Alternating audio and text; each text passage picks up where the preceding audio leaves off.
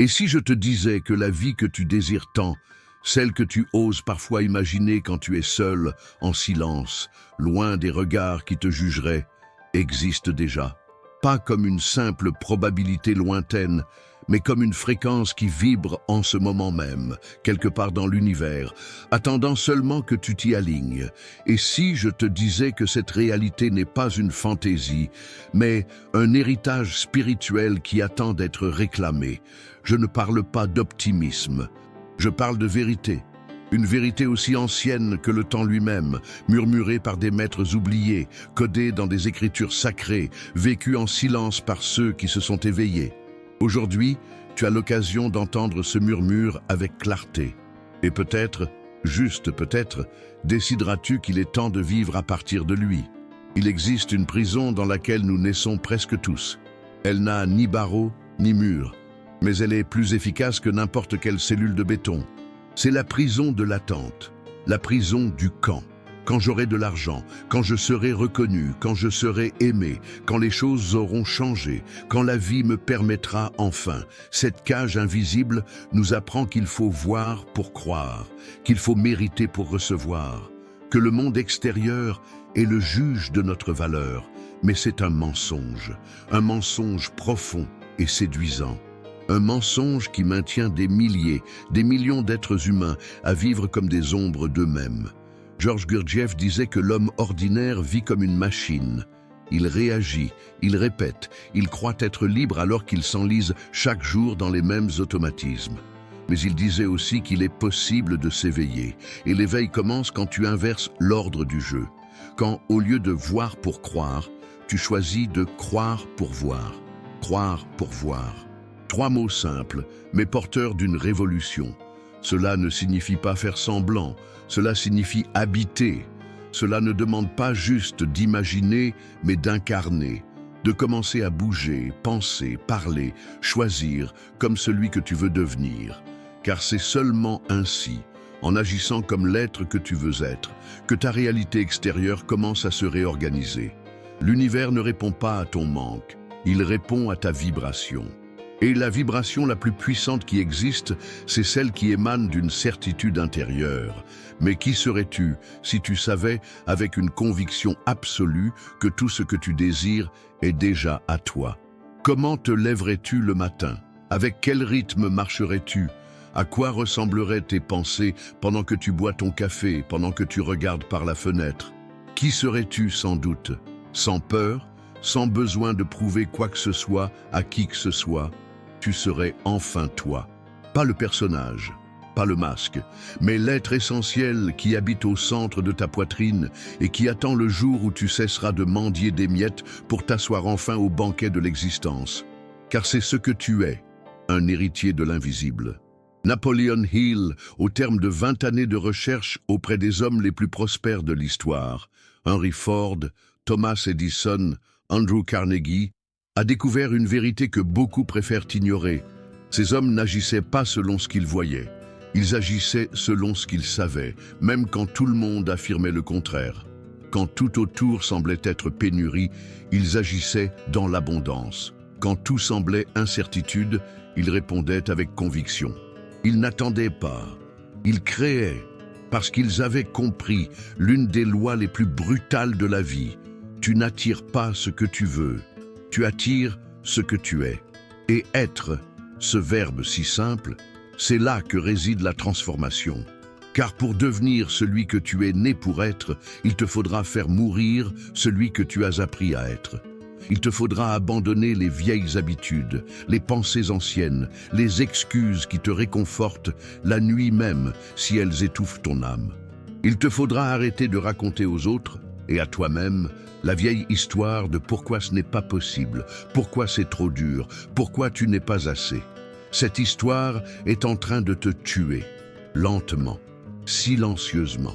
Elle consume ta puissance, ta présence, ton pouvoir, et tu le sais, tu le sens jusque dans tes os, tu le sens quand tu regardes ton téléphone et que rien ne te comble, tu le sens le dimanche soir quand quelque chose en toi se ratatine. Tu le sens quand tu souris à l'extérieur, mais qu'au fond, un cri que tu n'oses pas formuler résonne. Ça suffit, assez. Ce scénario d'auto-sabotage doit s'arrêter ici. Tu as passé assez de temps à être ce qu'on attendait de toi. Tu as écouté trop de voix qui ne sont même pas les tiennes. Tu t'es plié à trop de moules qui t'asphyxient. Il est temps maintenant de rompre, de sortir du théâtre, de descendre de scène et de marcher à nouveau vers l'intérieur, là où réside l'être qui sait qui il est. Ce n'est pas un hasard si Gurdjieff disait « Tu n'as pas une âme, tu es une âme, tu as un corps. Tu n'es pas ce corps fatigué, tu n'es pas ce numéro d'identité, tu n'es pas cette dette, tu n'es pas ce CV, tu es une présence vivante, intelligente, créative, puissante. Et si tu continues d'attendre qu'un changement extérieur t'autorise à vivre autrement, tu traverseras la vie comme un étranger dans ta propre maison.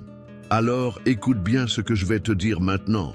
Tu peux agir comme si tu avais déjà triomphé, pas par arrogance, pas par illusion, mais parce qu'à des niveaux que la logique ne peut comprendre, ta victoire a déjà eu lieu. Le temps n'est pas linéaire comme on nous l'a enseigné.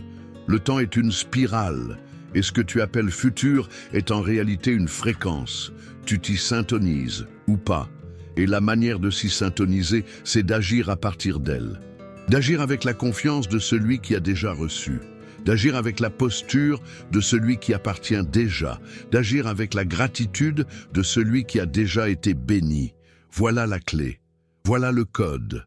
Voilà le commencement du véritable éveil. À partir d'aujourd'hui, chaque fois que le doute surgira, tu te souviendras de ceci. L'univers n'attend pas que tu aies réussi pour te donner. Il attend que tu deviennes. Et devenir, c'est un acte intérieur, silencieux, intime. Il ne nécessite pas d'applaudissements, pas de public. Il nécessite de la présence, de l'engagement, du courage, de la foi et surtout une décision. Car tant que tu es divisé, les cieux resteront silencieux. Mais au moment même où tu prends position, l'invisible commence à œuvrer en ta faveur. Tu as été formé pour survivre, mais tu es né pour transcender. Tu as été conditionné à répéter, mais tu as été conçu pour créer. Et au cœur de toute cette possibilité réside un choix, pas entre succès et échec, mais entre vérité et mensonge. Le mensonge qu'il faut attendre, la vérité que tu es déjà, aujourd'hui, maintenant, à cet instant précis. Alors dis-moi, si tu étais déjà celui que tu es né pour être, que ferais-tu maintenant? Ce n'est pas une question rhétorique, c'est un appel. Imagine un jardin, mais pas un jardin ordinaire. Imagine un sol profond, sombre, fertile, un lieu silencieux qui attend, patiemment, une décision de ta part. Ce sol, c'est ton esprit subconscient. Et chaque pensée que tu répètes, chaque parole que tu prononces avec émotion, chaque image mentale que tu revisites souvent, tout cela est une semence. Et ce qui est planté là, ce qui est répété là avec sincérité, finira inévitablement par pousser. Peu importe que ce soit une fleur ou une mauvaise herbe. Ce jardin ne juge pas, il obéit simplement. Et peut-être que c'est justement là que commence le drame de ta vie. Car pendant des décennies, sans le savoir, tu as été ce jardinier distrait, semant la peur sans t'en rendre compte, arrosant des croyances de manque, coupant les branches de l'espérance avant même qu'elles ne fleurissent, et le plus cruel, croyant que ce jardin sauvage qui a poussé en toi est naturel, alors qu'il n'est que le fruit de l'abandon, du silence, de la négligence spirituelle. Combien de fois t'es-tu surpris à penser, même en silence, « Je ne suis pas assez bon, ce n'est pas pour moi, je suis trop vieux, ma chance est passée ». Des mots simples, apparemment inoffensifs, mais prononcés avec émotion, répétés lors des jours gris, des nuits d'insomnie, des moments de crise. Ces mots prennent racine, et ton jardin, obéissant, répond « Oui, maître, qu'il en soit ainsi ». Si aujourd'hui tu as entre 35 et 65 ans ou plus, tu sais de quoi je parle. Tu sais comment la vie, peu à peu, te façonne, et comment cette forme peut finir par t'étouffer. Tu ne t'es pas réveillé un jour en décidant d'arrêter de rêver. Cela s'est produit en silence, dans la fatigue d'une journée difficile, dans la facture qui ne passait pas, dans la réponse qui n'est jamais venue, dans l'amour qui n'est jamais arrivé, dans le talent qui n'a pas été reconnu. Et alors, tu as cessé de planter. Et le jardin, sans direction, a été envahi par les ronces. Mais il y a quelque chose que tu ignores peut-être, ou que tu as oublié. Le sol est toujours là, vivant, prêt, en attente. Et le jardinier, c'est encore toi. Il y a une scène qui m'accompagne depuis l'enfance. Une femme, peut-être âgée d'environ 50 ans, assise au bord de son lit, seule, avec un album photo sur les genoux. Elle regarde les images du passé comme on observe une autre vie. Des sourires de jeunesse, des voyages, des victoires, des enfants encore petits. Mais son regard n'est pas seulement nostalgique, c'est un regard qui demande « Où me suis-je perdu ?» Il n'y a pas de réponse, juste le silence. Et dans ce silence, un nœud dans la gorge, une nostalgie de soi. Peut-être que cette femme, c'est toi. Peut-être que c'est ta mère. Peut-être ton épouse, ta sœur, ton reflet. Et peu importe le genre, car ce sentiment, cette impression de s'être perdu de soi, n'a pas de visage défini. Il fait juste mal, en silence. Mais il y a un détail que peu de gens perçoivent dans cette scène. Chez cette femme, dans cette chambre, derrière le silence, quelque chose palpite. La capacité de recommencer. Oui, recommencer. Même à 55 ans, même à 63 ans, même à 72 ans. Car le sol répond toujours, car le subconscient ne vieillit pas. Il continue jour après jour d'attendre des instructions. Et toute commande donnée avec conviction, avec intensité émotionnelle, peut encore changer tout le décor. Georges Gurdjieff enseignait que l'homme dort dans sa routine, dans ses habitudes, dans ses répétitions, et que seul un effort conscient peut le réveiller. Mais cet effort n'est pas une torture, c'est une reconnexion, un souvenir, un choix, le choix de ne plus laisser la vie être une simple survie. Tu n'as pas à continuer de vivre comme si le meilleur était déjà derrière toi, car c'est le mensonge le plus cruel qu'on nous vend avec les années, que le temps nous vole. Mais la vérité, c'est que le temps ne fait que révéler. Il révèle ce que nous avons cessé de planter. Il révèle ce que nous avons accepté en silence. Il révèle ce que nous aurions pu être et que nous pouvons encore devenir. Combien de fois as-tu pensé « si j'avais fait un autre choix » ? Mais si le choix était encore possible, et si tu n'étais pas à la fin, mais au début de quelque chose que tu n'as jamais osé entamer, et si ce qui paraît tardif était en réalité le moment parfait. La bonne question n'a jamais été « est-il trop tard ?» mais bien « qui est-ce que je décide d'être à partir de maintenant ?» Car tout commence par une décision, une image, une émotion. Lorsque tu commences à te voir comme quelqu'un de digne, de victorieux, de paisible, et que tu répètes cette image avec constance, ton subconscient reçoit le message. Et alors, silencieusement, il commence à travailler pour toi. Pas par magie, mais par concentration. Tu deviens plus attentif, plus intuitif. Tu vois des opportunités là où tu ne voyais que des barrières. Tu ressens quand quelqu'un ment. Tu ressens quand le bon chemin se présente. Tu marches différemment. Tu parles différemment. Et les autres le remarquent, même s'ils ne peuvent l'expliquer. Tu as déjà vu quelqu'un comme ça, une personne qui entre dans une pièce et change l'atmosphère, qui n'a pas besoin de crier pour être entendue, qui a une sorte de présence imposant respect et sérénité. Cette personne n'est pas née ainsi. Elle s'est programmée, elle s'est choisie. Et cette personne, ça peut être toi. Mais il faut rééduquer l'esprit, rompre avec des années de conditionnement, sortir du pilote automatique. Et cela demande quelque chose que le monde moderne méprise, le silence, la réflexion, du temps avec soi-même, la capacité de s'écouter, même quand ce que l'on entend est inconfortable. Beaucoup évitent cela. Ils préfèrent le bruit, la distraction, la routine anesthésiante. Mais toi qui es ici avec moi maintenant, tu n'es pas comme eux. Tu es ici parce que quelque chose en toi palpite encore. Quelque chose en toi sait qu'il y a plus. Pas plus de statut, pas plus d'applaudissements. Plus de vérité, plus de plénitude, plus de paix. C'est le moment de revenir au jardin, de prendre les outils, de regarder le sol et de dire « à partir d'aujourd'hui, je plante ce que je veux récolter ». Ce n'est pas rapide, ce n'est pas facile, mais c'est réel. Et surtout, c'est à toi. Aucune personne ne peut empêcher ce mouvement s'il est sincère. Aucun âge ne peut être une excuse. Aucune erreur du passé n'a plus de pouvoir que la décision du présent. Tu n'as besoin que d'une seule chose, commencer, avec une image, une pensée, un geste. Un matin où, au lieu de répéter l'ancien scénario, tu choisis d'écrire une nouvelle scène. Ça commence petit, mais ça grandit, car le jardin répond, et la vie que tu as toujours désirée, celle qui te paraissait si lointaine, peut commencer par un acte simple, choisir une nouvelle semence.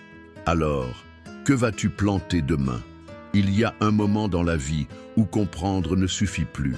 Il faut incarner. Savoir que l'esprit a du pouvoir ne suffit pas. Il faut en prendre le contrôle. Et quand tu comprends cela profondément, quelque chose en toi se met en mouvement, comme si une vieille porte s'ouvrait au fond de ton âme. C'est la prise de conscience que la pensée façonne la réalité, oui, mais seulement lorsqu'elle est soutenue par la discipline. Pas une discipline imposée de l'extérieur, rigide, pleine de culpabilité, mais l'autodiscipline. Ce pacte silencieux que tu conclus avec toi-même en décidant, jour après jour, de vivre comme quelqu'un qui a déjà triomphé. C'est facile de rester concentré quand tout va bien. Mais ce qui te définit, ce n'est pas qui tu es dans les bons jours. C'est qui tu choisis d'être quand tout s'écroule à l'intérieur de toi et que malgré tout tu te relèves, tu respires profondément et tu avances comme si tu connaissais déjà la fin de l'histoire. L'autodiscipline, c'est cela. C'est regarder la tentation de redevenir l'ancien soi droit dans les yeux et dire, même sans force, pas aujourd'hui. C'est faire taire les voix qui veulent te voir abandonner et continuer à avancer, même avec des pas tremblants. Gurdjieff disait que l'être humain ordinaire n'agit pas, il réagit. Il est entraîné par le flot des stimuli, par les humeurs du jour, par les impulsions du moment. Seul celui qui parvient à s'arrêter, à observer et à choisir consciemment peut s'éveiller. La discipline, donc, est le premier pas vers l'éveil. Mais comment cultiver cette force quand l'esprit hurle, quand le corps proteste, quand tout le monde autour de toi semble te supplier de remettre à demain? Comment maintenir l'image du vainqueur lorsque la réalité te montre des dettes, des pressions, des échecs? Comment rester debout lorsque tout autour de toi semble s'effondrer? Réfléchis une seconde. Qu'est-ce qui te fait perdre ton centre le plus facilement? Une parole blessante d'un proche? Une mauvaise nouvelle? Une comparaison avec quelqu'un qui semble avoir des années d'avance sur toi? Vois-tu, ces distractions ne sont pas juste agaçantes. Ce sont des épreuves, des formes déguisées par lesquelles la vie te demande « Es-tu vraiment engagé envers celui que tu as décidé de devenir ?» C'est pour cela que nous avons besoin de rituels, des rituels sacrés, des moments de la journée où tu reviens à toi, où tu réalignes ton centre, où tu te reconnectes à ton but. Et ces rituels n'ont pas besoin d'être longs ou compliqués. Ils doivent être intenses, précis, délibérés. Imagine commencer chaque matin, non pas avec ton téléphone en main, mais avec la carte de ta vie devant les yeux, en visualisant ta victoire, en goûtant à la sensation de la réussite, en assumant l'identité de celui qui a déjà atteint son objectif. As-tu déjà essayé cela? As-tu déjà vécu une journée entière à partir de cette énergie?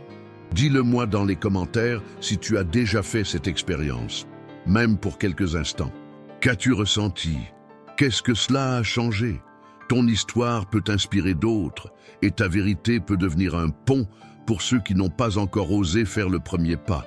Mais attention, la discipline n'est pas de la rigidité. Ce n'est pas un contrôle obsessionnel, c'est un focus émotionnel. C'est la capacité à se rappeler, au cœur du chaos, qui tu es vraiment. Gurdjieff disait que le souvenir de soi est le début de la liberté. Et ce souvenir n'est possible que lorsque tu cesses de te distraire avec le monde extérieur et que tu commences à prendre soin de ton paysage intérieur avec le même soin qu'un jardin d'orchidées. Tu filtres ce qui entre, tu observes ce qui pousse, tu tailles ce qui étouffe. Mais fais-tu cela? Ou bien laisses-tu ton esprit grand ouvert, comme une maison sans porte, ou entre toute forme de déchets émotionnels, de pensées de manque, de jugements et de bruits étrangers? Qui habite dans la cour de ton esprit? Des rois ou des traîtres? Des idées qui te fortifient ou qui t'affaiblissent? Observe comme les petites choses influencent ta fréquence. Une vidéo regardée par automatisme, un commentaire passif-agressif, une conversation répétitive avec quelqu'un qui se plaint tout le temps. Tout cela te contamine, lentement, invisiblement. Et quand tu t'en rends compte, tu es déjà redevenu celui que tu ne voulais plus être. C'est pour cela que protéger l'esprit est aussi essentiel que se brosser les dents. C'est de l'hygiène spirituelle, c'est de l'amour de soi à l'état pur. Peut-être est-ce pour cela que certaines personnes semblent vieillir émotionnellement avec le temps. Non pas parce qu'elles prennent de l'âge, mais parce qu'elles ont cessé de choisir ce qu'elles consomment. Elles ont arrêté de choisir. Et quand tu cesses de choisir, le monde choisit pour toi. Les médias choisissent ton humeur. Les réseaux sociaux choisissent ta valeur. Les circonstances choisissent ton destin. Mais tu n'es pas là pour vivre ainsi, n'est-ce pas? Tu n'es pas arrivé jusqu'ici par hasard. Quelque chose en toi est en train de s'éveiller. Quelque chose en toi dit « j'ai besoin de plus ». Pas plus de conquêtes extérieures, mais plus de vérité intérieure. Plus de cohérence entre ce que tu ressens et ce que tu vis. Plus de présence, plus de direction, plus de liberté. Et la liberté commence par le focus. Car tout ce que tu nourris par ton attention s'amplifie. Le manque que tu alimentes avec la peur grandit. La confiance que tu cultives avec répétition fleurit. Le doute que tu acceptes te paralyse. Et le pouvoir que tu assumes te transforme. Le focus est le volant de ton esprit. Et si tu ne tiens pas fermement ce volant, quelqu'un ou quelque chose est en train de conduire à ta place. Réfléchis avec moi. Combien de tes décisions ces derniers jours étaient réellement les tiennes? Combien de tes réactions venaient de ton moi conscient et non de ton pilote automatique? Et plus important encore, qui veux-tu être quand personne ne te regarde? Partage cela dans les commentaires. Sans masque, sans filtre. Quelle part de toi lutte encore contre cette transformation? Quelle voix te sabote encore lorsque tu es proche de ta victoire? En parler, ce n'est pas de la faiblesse, c'est du courage. C'est le premier pas vers l'alchimie de l'esprit, car l'esprit est ainsi, un chaudron. Si tu y jettes de la peur, tu en obtiens de l'anxiété. Si tu y mets de la critique, tu en retires de l'insécurité. Mais si tu y verses du focus, de la discipline et de la foi, alors il en sort un miracle. Et ce miracle n'est pas surnaturel, il est humain, réel, palpable. C'est toi, vivant ta propre vérité avec l'intensité qu'elle mérite. Gurdjieff enseignait que l'être humain ne s'éveille que lorsque la douleur de rester endormi devient plus grande que la peur de se réveiller. Peut-être qu'aujourd'hui est ce jour pour toi. Peut-être que maintenant est le moment précis où la douleur de vivre en dessous de ton potentiel est enfin devenue insupportable. Et si c'est le cas, alors que ce soit. Que cette douleur devienne ton mot de passe pour une nouvelle vie. Une vie de lucidité, de présence, de sens. La discipline est ton cri silencieux vers l'univers. C'est ton « oui » quotidien à ta propre grandeur. Il ne s'agit pas d'être parfait. Il s'agit d'être engagé. Engagé envers la vérité. L'éveil. Et ce qui bat en toi, même quand tout dehors te crie d'abandonner. Alors dis-moi, quel sera ton premier rituel de victoire demain matin? T'es-tu déjà demandé pourquoi certaines personnes, même face à l'échec, continuent d'avancer les yeux brillants, tandis que d'autres, à la première chute, se brisent de l'intérieur comme du verre fin? Qu'est-ce qui sépare celui qui tombe et se relève de celui qui tombe et reste au sol? Ce n'est pas la chance, ce n'est pas le talent. Et bien souvent, ce n'est même pas la compétence technique. C'est quelque chose de plus profond, de plus viscéral, de plus invisible. C'est la manière dont ces personnes interprètent la douleur. La défaite, aussi cruelle qu'elle paraisse, n'est pas une fin. C'est un tournant. C'est l'intervalle entre ce que tu étais et ce que tu es sur le point de devenir. Napoleon Hill a découvert quelque chose de stupéfiant après avoir étudié des centaines de cas d'entrepreneurs, d'inventeurs, d'artistes et de leaders mondiaux. Plus de 70% des personnes ayant atteint un grand succès l'ont fait juste après avoir vécu leur plus grande défaite. Pas avant, après. C'est au fond du gouffre que la majorité a trouvé la carte de la sortie. C'est là où tout semblait perdu qu'est née une chose nouvelle. Pourquoi? Parce que quand tout s'effondre, quand le sol disparaît, tu cesses de faire semblant, tu cesses de négocier avec ta médiocrité, tu cesses de vouloir plaire, et tu commences, pour la première fois, à écouter. Écouter cette voix que tu faisais taire depuis des années. Cette voix qui ne crie pas, qui n'accuse pas, qui n'exige pas, mais qui murmure des vérités impossibles à ignorer. La douleur nous purifie, la douleur nous replace. La douleur, lorsqu'elle est accueillie, nous réaligne avec ce que nous sommes venus être. As-tu déjà vécu une chose pareille? As-tu déjà traversé un moment de rupture si intense que même si cela t'a fait souffrir, tu en es ressorti différent, plus fort, plus entier, plus lucide? Si oui, partage-le dans les commentaires. Ton histoire peut être la lumière dont quelqu'un a besoin aujourd'hui. Et si tu ne l'as pas encore vécu, ou si tu le vis en ce moment, sache que tu n'es pas seul. Chaque être humain qui s'est éveillé est d'abord passé par un incendie intérieur. Ce n'est pas une punition, c'est une renaissance. Prenons l'exemple de Thomas Edison. En 1914, un incendie détruisit presque entièrement son laboratoire, celui où il gardait ses inventions, ses notes et ses expériences d'une vie entière. Il avait 67 ans. Quand son fils courut vers lui, s'attendant à voir du désespoir, il trouva un Edison serein, observant les flammes. Et il dit « Va chercher ta mère, elle ne verra plus jamais une chose pareille. Tous nos erreurs brûlent. Demain, on recommence. » 3 semaines plus tard, il présenta au monde un nouveau projet. Edison comprenait ce que peu comprennent. La perte, parfois, est la seule manière de faire de la place pour l'inédit. Peux-tu imaginer le courage émotionnel nécessaire pour garder la foi vivante face à ce qui semble être une tragédie? Pas la foi naïve, qui attend des miracles sans bouger, mais la foi active, inébranlable, qui voit dans la chute l'embryon de l'élévation. Cette foi naît d'un désir ardent, pas d'un souhait superficiel, mais d'une obsession constructive, d'un pourquoi si puissant qu'il traverse la peur, la fatigue et le doute comme une lame transperce le brouillard. As-tu découvert ton pourquoi? Qu'est-ce qui, en toi, est si important qu'il te pousserait à essayer encore une fois même lorsque tout le monde aurait déjà abandonné? Qu'est-ce qui, s'il n'est pas vécu, laissera ta vie incomplète, silencieuse, vide? Trouver ce désir n'est pas un luxe, c'est une question de survie. Car c'est ce désir qui te relèvera les jours gris. C'est lui qui nourrira ta discipline. C'est lui qui te gardera debout quand plus personne n'y croira. Georges Gurdjieff disait que chaque être humain porte en lui un appel. Mais cet appel est étouffé par les distractions du monde. Il est enseveli sous les obligations, les bruits, les engagements qui paraissent urgents. Et ainsi, nous passons notre vie à repousser ce qui compte vraiment, jusqu'à ce que quelque chose se produise, une perte, une maladie, un effondrement. Et, à cet instant, ce qui paraissait essentiel révèle son insignifiance. Et ce qui était oublié recommence à briller avec l'éclat d'une urgence sacrée. Il existe une histoire peu connue sur le fondateur de Honda, Soichiro Honda. Pendant la Seconde Guerre mondiale, son usine fut bombardée 2 fois. Sans ressources, sans soutien, il aurait pu abandonner. Mais il ramassa des bidons d'essence laissés par les avions américains et s'en servit pour reconstruire ses machines. Quand il ne restait rien, il utilisa ce qu'il avait, parce qu'abandonner n'était pas une option.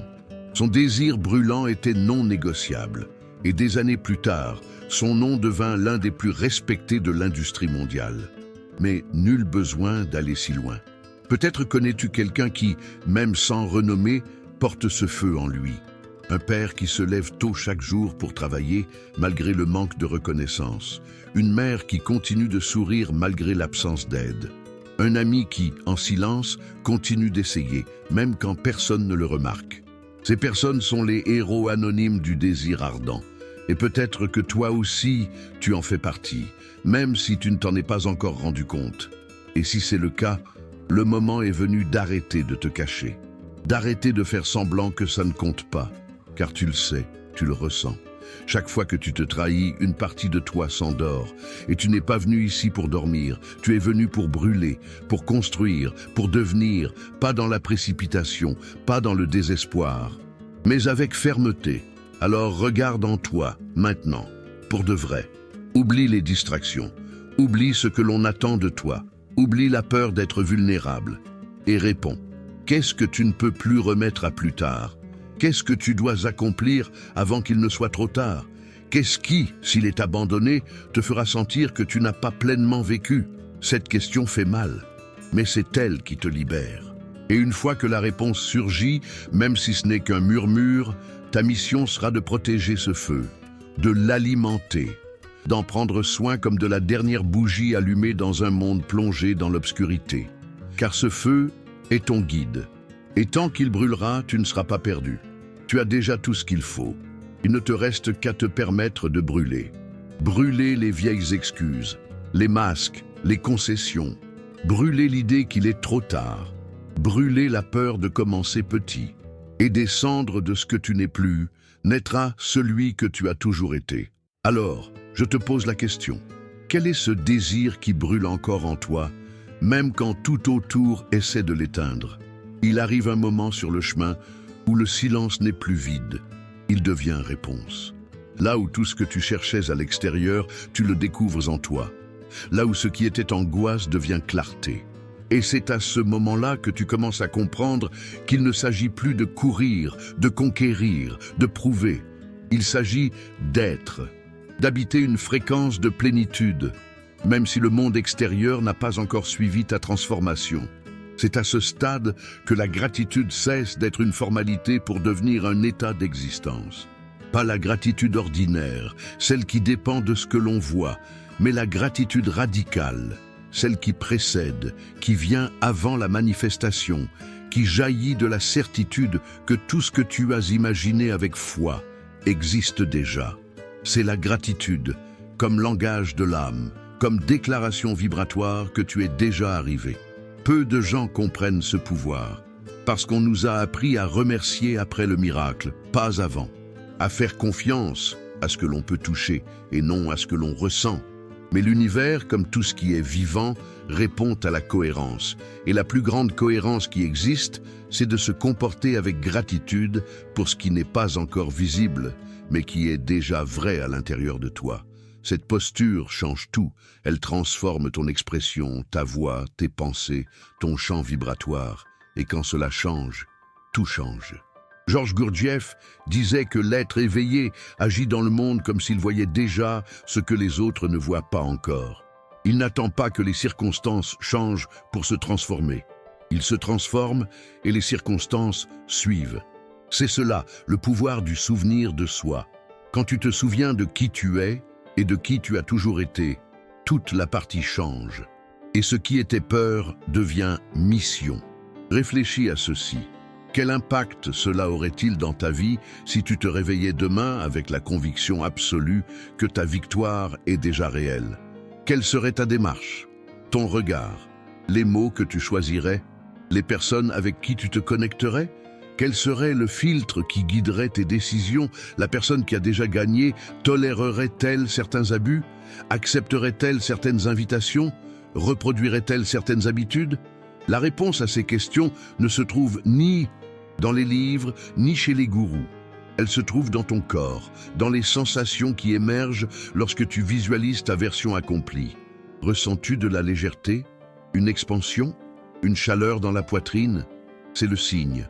Le corps ne ment pas, il répond à la vérité par des vibrations. Et chaque fois que tu reviens à cet état, même quelques minutes, tu renforces le champ magnétique de la réalisation. Tu accordes ta fréquence à ce qui est déjà à toi. Mais il y a un détail à ne pas négliger, cette gratitude anticipée ne fonctionne pas si c'est du théâtre.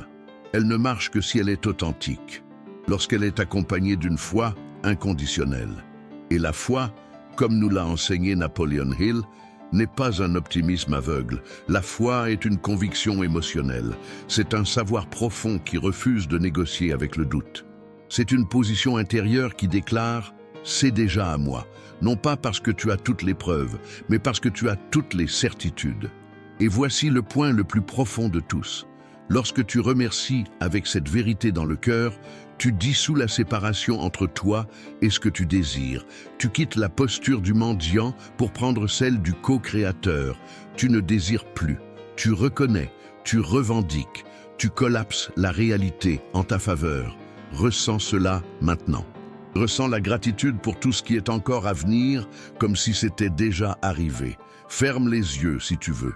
Imagine la scène, le jour où tout s'est concrétisé, le message que tu as reçu, l'étreinte que tu as donnée, l'endroit où tu t'es réveillé, le regard de celui ou celle que tu aimes, le miroir qui te renvoie de la fierté au lieu du jugement. Ressens tout cela comme réel. Et maintenant, remercie. Remercie avec tout ton corps, avec la poitrine, avec les yeux, avec la respiration. Dis « merci ». Dis « je reçois ». Dis « c'est déjà là ». Tu n'as aucune idée de l'impact qu'un rituel aussi simple peut avoir. S'il est fait chaque jour, avec sincérité, il réaligne ton âme. Il enseigne à ton subconscient qu'il n'y a plus de place pour le doute, que la décision a été prise, que le monde extérieur doit maintenant s'aligner sur ta vibration. Et, comme une vague silencieuse, cette vibration commence à résonner. On te remarque. Des opportunités surgissent. Des obstacles se dissolvent. Le monde extérieur se plie à ta conviction intérieure. Mais cet état doit être cultivé, nourri, entretenu. Il n'est pas automatique. Il ne résiste pas à la distraction, à la peur, à la comparaison. C'est pourquoi, plus qu'une compréhension, tu dois avoir un soin actif. Prendre soin de ton esprit comme d'un enfant précieux. Prendre soin de ton attention comme de l'or. Prendre soin de tes mots comme s'ils étaient des sorts, parce qu'ils le sont. Et lorsque tu prends soin de ta fréquence, lorsque tu vis dans une gratitude qui précède la preuve, lorsque tu agis comme quelqu'un qui est déjà arrivé, alors inévitablement, tu arrives. Parce que la vie ne peut résister à la cohérence vibratoire de quelqu'un qui est déjà devenu. Elle répond. Et elle répond avec précision. C'est pour cela que le dernier pas avant la manifestation totale est le plus subtil et le plus puissant. Tu cesses d'essayer, tu cesses de chercher, tu cesses de forcer. Tu vis simplement à partir de l'endroit où tu es déjà. Tu ne demandes pas, tu déclares, tu n'attends pas, tu reconnais. Tu ne te précipites pas, tu fais confiance. Et dans cette sérénité active, dans cette gratitude silencieuse, dans cette foi vibrante, tout fleurit. Peut-être que maintenant, tu le ressens déjà. Peut-être qu'en toi, quelque chose a déjà changé. Peut-être que tu ne peux plus te voir comme avant. Et c'est une bonne chose. Car c'est le signe que l'ancien est en train de mourir. Et que le nouveau est en train de naître. Un nouveau toi, avec une nouvelle vision, une nouvelle force, une nouvelle direction. Et maintenant que tout cela est vivant en toi, il ne reste qu'une seule chose, passer à l'action. Traduire cet état intérieur en action consciente, donner forme à la foi, faire de la gratitude un mouvement, faire du but une routine. Et c'est exactement ce que nous allons faire ensemble, maintenant. Tu es prêt? Alors viens avec moi. La prochaine étape, c'est ton plan de pouvoir. Pas un plan pour rêver, mais pour construire. Pas pour plus tard, pour maintenant. Parce que si ta victoire est déjà là, alors chacun de tes actes doit refléter cette vérité. Nous allons transformer ton énergie en direction, ton désir en structure, ta foi en réalité. Le prochain pas, c'est la matérialisation. Et il commence maintenant. Maintenant que tu es arrivé jusqu'ici, quelque chose a déjà changé en toi. Peut-être que tu ne sais pas encore mettre de mots dessus. Peut-être que tu essaies encore de comprendre avec ton esprit ce que ton cœur a déjà commencé à ressentir. Mais une graine a été plantée. Et si tu es allé aussi loin, si tu as écouté chaque mot, ressenti chaque image, si tu t'es permis de plonger dans ce processus, alors oui, tu n'es déjà plus le même. Tu as franchi une ligne invisible et il n'y a plus de retour en arrière. Ce qui existe désormais, c'est le chemin. Mais sans direction, même le plus beau des chemins devient confus. C'est pourquoi nous allons maintenant ancrer tout ce que tu as appris jusqu'ici dans un plan d'action. Pas un plan rigide, rempli d'objectifs étouffants, mais une boussole, une carte pour revenir à toi-même, un guide pour rendre la foi tangible, la discipline légère, la visualisation vivante et la victoire inévitable. Tout commence par la première heure de ta journée. Ce n'est pas seulement un début, c'est une fondation. Ce que tu fais dans les premiers instants du matin détermine la qualité de tes décisions, de ton humeur, de ta vibration. Voici donc la première étape. Premièrement, rituel de la première heure, ton pacte quotidien avec ta grandeur. Avant de toucher ton téléphone, avant d'ouvrir la porte au monde, assieds-toi avec toi-même, en silence. Respire, prends ton objectif principal, celui que tu as visualisé en détail dans les parties précédentes. Lis-le à voix haute, ressens-le. Puis, ferme les yeux pendant 5 minutes et imagine ta vie déjà transformée. Vois, ressens, entends. Visualise-toi vivant ta victoire, avec les bonnes personnes, dans les bons lieux, avec les bonnes émotions. Termine avec de la gratitude. Dis « merci », c'est déjà là. Et crois-le de tout ton être. C'est de la reprogrammation vibratoire. C'est toi qui choisis d'être avant de faire. Deuxièmement, diète mentale, la curation de ton monde intérieur. Tu ne laisserais pas des inconnus entrer chez toi et jeter des déchets sur le sol. Alors pourquoi laisser cela se produire dans ton esprit? À partir d'aujourd'hui, choisis avec soin ce que tu consommes. Coupe l'accès au contenu qui te rabaisse. Éloigne-toi autant que possible des personnes qui vivent dans le schéma de la plainte, de la critique, du manque. Suis des profils qui t'élèvent. Lis des livres qui te défient.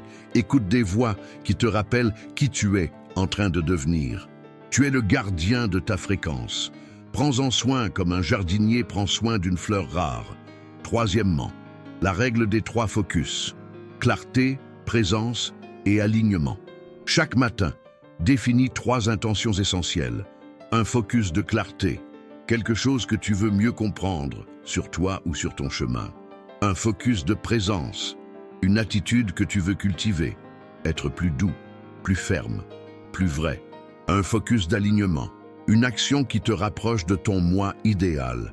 Écrire, apprendre, créer, connecter. Ces 3 points sont comme des ancres dans l'océan du quotidien. Ils te ramènent à toi quand la vie cherche à t'emporter. Quatrièmement, le cercle d'expansion. Crée ton esprit maître. Tu as besoin d'alliés. Personne ne triomphe seul. Recherche, même petit à petit, la compagnie de personnes qui t'élèvent. Cela peut être des amis, collègues, mentors ou même des gens que tu ne connais que virtuellement. Crée un espace, un groupe, une rencontre hebdomadaire, un échange quotidien pour partager vision, progrès, difficultés. L'énergie collective est un amplificateur. Lorsque 2 esprits s'unissent pour un but commun, une 3e force naît, comme le disait Napoleon Hill. Et cette force peut déplacer des montagnes. Cinquièmement, le journal du gagnant, le miroir de ton évolution. Achète un carnet, simple, et chaque soir, avant de dormir, écris 3 choses. Qu'est-ce qui m'a rapproché aujourd'hui de ma vision? Que puis-je améliorer demain? Pourquoi suis-je reconnaissant maintenant? Cette pratique transforme, parce qu'elle donne de la perspective, parce qu'elle t'oblige à t'arrêter, regarder, ressentir, et dans ce processus, tu te vois, tu te reconnais, tu deviens toi-même. Sixièmement, la tactique de la réaction reprogrammée. Choisis ton nouveau réflexe. Quand quelque chose ira mal, et cela arrivera car cela fait partie du chemin, aie déjà préparé une réponse consciente, une pensée de puissance, un mantra personnel. Cela peut être « tout contribue à mon but » ou « ceci aussi m'enseigne » ou encore « je suis plus grand que cela ». En répétant cela dans les moments difficiles, tu brises le cycle de la réactivité et tu renforces ton soi supérieur. Avec le